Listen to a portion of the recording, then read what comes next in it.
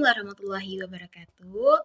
Perkenalkan, nama saya Siti Nur Afrida dengan NIM 2110901036, Prodi Ilmu Komunikasi Universitas Aisyah Yogyakarta. Di sini saya akan mempresentasikan tugas dari etika komunikasi dalam Al-Quran.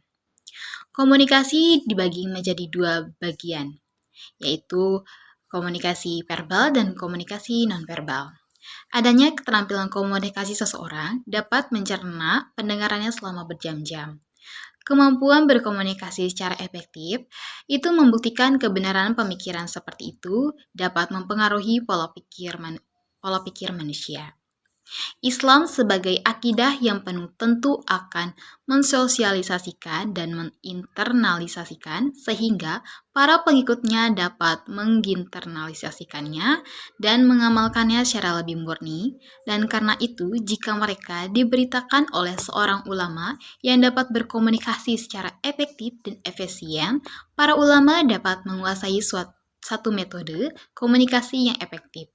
Mereka dapat melakukan internalisasi ajaran Islam dalam pikiran dan hati semua pendengar, sehingga mereka bisa berperilaku seperti seorang Muslim sejati.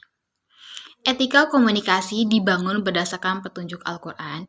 Islam mengajarkan bahwa berkomunikasi itu harus dilakukan secara beradab, penuh penghormatan, penghargaan terhadap orang yang diajak bicara, dan sebagainya. Ketika berbicara dengan orang lain, Islam memberikan landasan yang jelas tentang tata cara berbicara. Tata cara berbicara kepada orang itu, misalnya harus membicarakan hal-hal yang baik, menghindari kebatilan, perdebatan, pembicaraan, dan permasalahan yang rumit. Menyesuaikan diri dengan lawan bicara, jangan memuji diri sendiri, dan jangan memuji orang lain dalam kebohongan.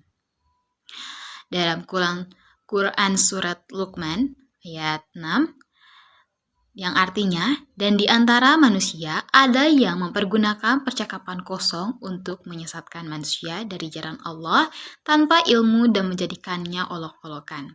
Mereka itu akan memperoleh azab yang menghinakan. Islam mengajarkan agar mempergunakan perkataan yang mulia dalam berkomunikasi kepada siapapun. Manusia sebagai makhluk sosial menduduki posisi yang sangat penting dan strategis.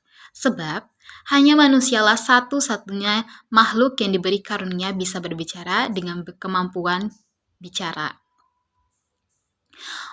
Memungkinkan manusia membangun hubungan sosialnya. Kemampuan berbicara berarti kemampuan berkomunikasi. Berkomunikasi adalah sesuatu yang dihajatkan di hampir setiap kegiatan manusia.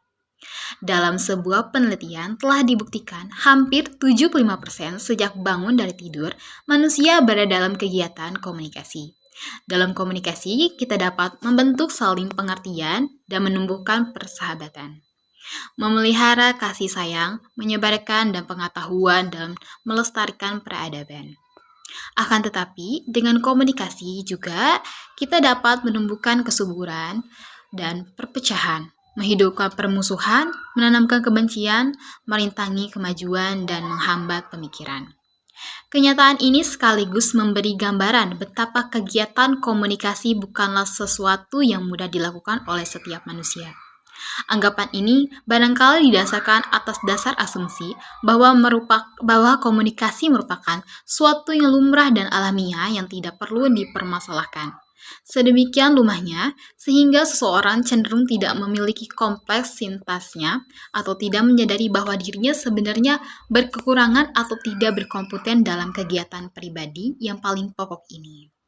Sekian dari penjelasan dari saya, kurang lebihnya mohon maaf. Wassalamualaikum warahmatullahi wabarakatuh.